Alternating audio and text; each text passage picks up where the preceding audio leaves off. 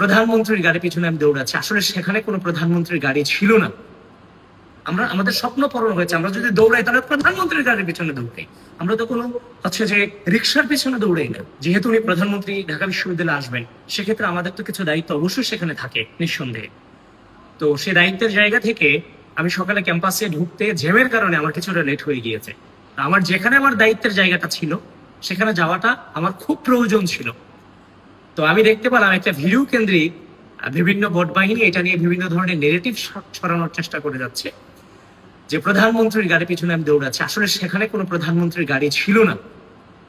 আমি লেট করে বিশ্ববিদ্যালয়ে আসার কারণে আমি আমার জায়গায় যাওয়াটা আমার খুব জরুরি ছিল, যার ফলশ্রুতিতে আমি দ্রুততার জন্য আমি যে দৌড়ে ওই জায়গাটাতে যাওয়ার চেষ্টা করতেছিলাম। যখন সাংবাদিক এটা ভিডিও করে আমার চোখে আসছিল, তখন আমি ওনাকে ডেকে নিয়ে বলছি যে আমার কাজ আছে, এই জন্য আমি দৌড়ে সামনে যাচ্ছি, আপনি ভিডিওটা করেন না, এটা থেকে দূরে থাকেন। পরে দেখলাম সেই সাংবাদিকই সেই ভিডিও ছেড়ে দিচ্ছে বিভিন্ন নেগেটিভ দিয়ে যে আমি দৌড়াচ্ছি। একটু আগে দেখলাম যে জাকসুর এভি জুবাইর এটাকে পোস্ট করেছে, তখন তাকে আমি ফোন করেছি, ফোন করে জিজ্ঞেস করলাম যে এই ভিডিওর আশেপাশে কি প্রধানমন্ত্রীর গাড়ি আছে? বলেছে না, প্রধানমন্ত্রীর গাড়ি তো নাই। বললাম তাহলে কেন ছাড়লাম? বলেছে ভাই সবাই ছাড়ছে এই জন্য ছাড়ছি। তখন তাকে যখন আমি বললাম, সে দুঃখ প্রকাশ করে ভিডিওটা ডিলিট করেছে। তাকে আমি ধন্যবাদ জানাই।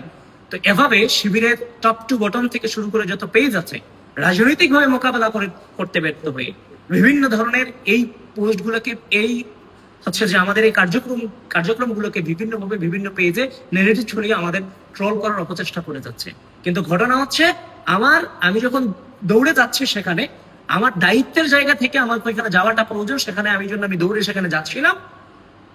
তো সেখানের আশেপাশে কোনো প্রধানমন্ত্রীর গাড়ি ছিল না। তো আপনি যে আমার দায়িত্ব পালনটা খুব জরুরি, সেখানে আপনারা আমাকে যাইতে দিবেন না? আমি কিভাবে সেখানে গেলাম সেটা নিয়ে আপনি নেগেটিভ দাঁড়া করাই দিলেন। আপনি জানেন সেটা, কিন্তু আপনার রিচের কারণে আপনি আমার নামে মিথ্যা প্রভাবনা ছড়াবেন। আরে ভাই, আমি যদি দৌড়াইও যাকে শখের প্রধানমন্ত্রী বানাইছি, যার জন্য আমরা চেষ্টা করেছি, যিনি বাংলাদেশের প্রধানমন্ত্রী হবে, আমরা আমাদের রাজনীতির জীবনে এটা স্বপ্ন দেখেছি, আমাদের স্বপ্ন পূরণ হয়েছে। আমরা যদি দৌড়াই তাহলে প্রধানমন্ত্রীর গাড়ির পিছনে দৌড়াই। আমরা তো কোনো যে রিক্সার পিছনে দৌড়াই না। এটা কেমন কথা? আজব ব্যাপার। মানুষ কিভাবে চলাফেরা করবে এটা পর্যন্ত রেস্ট্রিকশন দিয়ে ফেলতেছেন। মানে আমি মরে যাব, কিন্তু আমি এখান থেকে যে জায়গাটা আমি অতিক্রম করতে পারবো না, আমাকে ধীরে ধীরে যেতে হবে, আমার কাছে থাকতে পারে না। প্রিয় বন্ধুগণ, আপনারা ভুল বুঝবেন না।